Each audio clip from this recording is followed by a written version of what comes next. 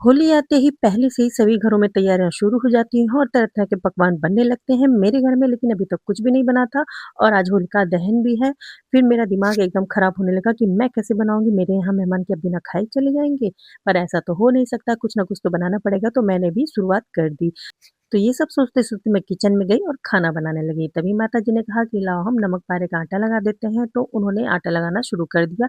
एक बड़े से बर्तन में पहले अजवाइन डाला, मैदा डाला, नमक डाला, फिर से अजवाइन डाल दिया क्योंकि ना अजवाइन जो है कम लग रहा था।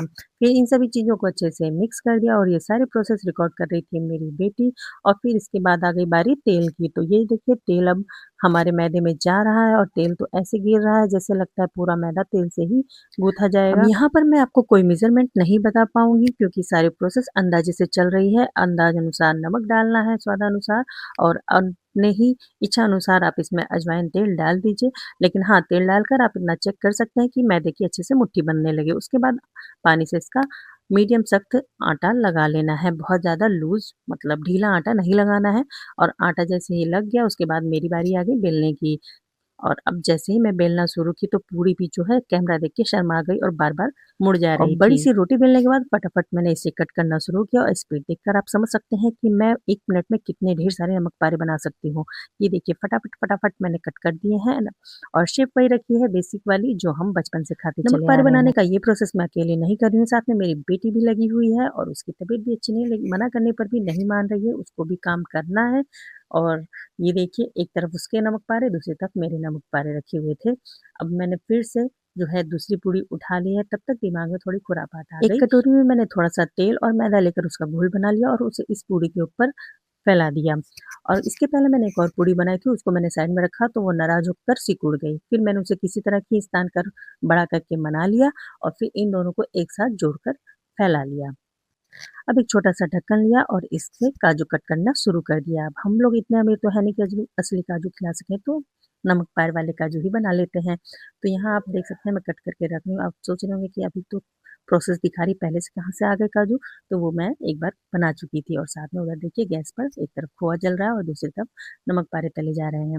ये देखिए मेरी बेटी ने भी कहा कि मैं भी बनाऊँगी और पहली बार में उसका तो लेकिन कोई बिगड़ गई। बात नहीं, छोटे-छोटे बच्चों से बड़े-बड़े काम में छोटी-मोटी गलतियाँ तो हो ही जाती हैं। और फिर उसके बाद उसने भी देखिए अच्छे से कट कर लिया। अब ये देखिए नमक पारे तले जा रहे हैं और इतने में मेरी माताजी को कोई बुला कर लेके चला गया और अब सारा प्रोसेस मुझे खुद अकेले ही करना है। तो अब मैं नमक पारे तल भी रही हूँ, बना भी रही हूँ, साथ में देखिए मेरा खोआ भी बन के तैयार हो गया। ये देखिए हमारे काजू भी फ्राई हो गए हैं, कितने अच्छे लग रहे हैं सारे शेप इसके। ये देखिए मैं आपको दिखाती हूँ। बिल्कुल जैसे काजू में बीच में एक लाइन होती है ना, वैसे हमारे इन काजू में भी लाइन बनी हुई है। वैसे तो मैं इस पे मसाला भी डालने वाली थी, लेकिन मसाला था नहीं, तो चलिए फिलहाल इसको ऐसे ही छोड़ देते हैं। तो हमारे पूरे नमक पारे बन के तैयार हैं। थोड़ी-सी हमने उसी में मठरी भी बना ली, मतलब एक ही आटे से हमने 3 तरह की चीज़ें बना ली। अब फिर मेरे दिमाग में आया कि चलिए कुछ और बनाते हैं, तो फिर से मैंने मैदा उठाया, उसमें तेल डाला और उसका एक आटा लगा के तैयार कर लिया।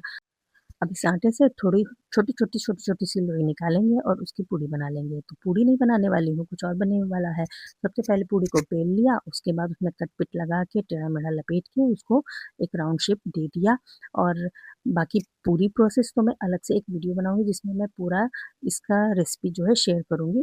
फिलहाल आप इसको ऐसे ही देख लीजिए। सिर्फ़ यही नहीं बनाने वाली हूँ, आगे एक और चीज़ बनाने वाली हूँ, तो वीडियो में बने रहिएगा। ये देखिए ये हमने इसको राउंड राउंड करके इसका लच्छा जैसा बना लिया है। अब इसे हम बेलेंगे नहीं, इसको ऐसे ही रख देंगे।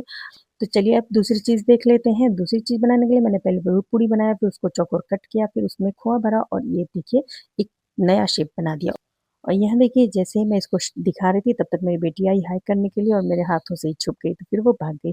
इस समय यूट्यूब पर इस शेप के समोसे बहुत वायरल हो रहे हैं, तो मैंने भी ये शेप तो बनाया लेकिन इसमें आलू की फिलिंग नहीं भरी है, मैंने खोआ भर दिया है। तो जो खोआ बनाया था उसमें से थोड़ा-सा ले लिया और भर दिया, बाकी अभी बाज़ार से भी खोआ आएगा, लेकिन अभी कहीं वो खोया हुआ है, जब मिल जाएगा तो ले आएँगे। तो फिर मैं गैस के पास आ गई हूँ, सारा आटा लेकर और जो है एक तरफ तल भी रही हूँ, दूसरी तरफ बना भी रही हूँ। ये देखिए मेरा खोए वाला भी अब तल गया है। तो ये सारी चीज़ों को तल के मैं एक बड़े बर्तन में रख रही हूँ। दूसरी तरफ कढ़ाई में मैंने पानी डाला, चीनी डाला और उसमें इलायची के छिलके डाले। भई इलायची बहुत महँगी है इसलिए छिलके से काम चला लिया और उसको तेज़ आँच पर पकने दिया। वो उबलते-उबलते चिपचिपा सा हो गया तो फिर गैस बंद कर दिया और अब इस मीठे पानी के तालाब में हमने जो गोल-गोल पहिए बनाए हैं खोए वाले, उनकी डुबकी लगा दी। सोचा कि ये थोड़े से नरम हो जाएँगे, इनकी अकड़ ढीली हो जाएगी, लेकिन ये क्या, ये इनकी अकड़ तो वैसी की वैसी ही बनी रही, बिल्कुल भी नहीं ढीली हुई। मेरा कहने का मतलब है ये क्रिस्पी के क्रिस्पी ही रहे, बिल्कुल भी सॉगी नहीं हुए। अब फटाफट से इनको निकाला तो जो टेढ़े-मेढ़े लच्छे बने थे वो भी ऐंठने लगे कि हम लोग भी जाएँगे, हम लोग भी नहाएँगे। तो फटाफट से उन लोगों को भी इसी तालाब में डाल दिया है। तो ये देखिए, ये यहाँ पे नहाने गए तब तक ये देखिए मेरे जो पहिए हैं वो तो नहा धोकर निकल आए और एकदम शाइन कर रहे हैं कितने, बिल्कुल चमकदार लग रहे हैं। और ये क्या, ये सब तो लग रहा है इन सबको ठंड लग गई, उन सब के ऊपर तो कुछ सफ़ेदी जैसी आ गई, बर्फ़ जमने लग गई। अब मुझसे रहा नहीं गया तो ये जो खोए वाले पहिए हैं उनको मैंने पहले तोड़ दिया, खुद ही बनाया और खुद ही तोड़ दिया। बताइए, बेचारों के ऊपर कितना बड़ा ज़ुल्म किया। और तोड़ा तो तोड़ा, उसे मैं खा भी गई और खा के मुझे बहुत अच्छा लगा वो। और जैसे ही मैंने खाया और मेरी बेटी देखिए पूरा कैमरा हिला डाली, कहने लगी कि सिर्फ़ अकेले-अकेले खाएँगी, मुझे नहीं देंगी, तो फिर ये मैंने उसको खिला दिया।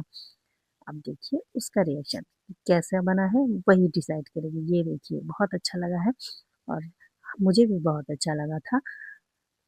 और साथ में इधर जो है लच्छे वाले, उनको मैंने सोचा कि चलो इनको इन पर रहम कर देती हूँ, पहले से ही सब जम गए हैं। तो एक ही लच्छा तोड़ा उसमें से, उसको चेक किया और रख दिया, लेकिन मेरी बेटी को उस पे तरस बिल्कुल नहीं आया, उसने उठाकर पूरा एक ले लिया और उसे खाने लगी। अब लगातार इतनी सारी रेसिपी बना के मेरे शरीर के सारे पार्ट जवाब दे रहे हैं, हाथ, पैर, कमर सबकी बैंड बजी हुई है, तो मैं अब आराम करूँगी। आप लोग भी इसको बनाइए, खाइए, एन्जॉय कीजिए। सभी को मेरी तरफ से हैप्पी होली। और मेरा आज का ये वीडियो आपको कैसा लगा है कमेंट करके ज़रूर बताइएगा। अच्छा लगा हो तो लाइक कीजिएगा, शेयर कीजिएगा और चैनल को सब्सक्राइब कर लीजिएगा।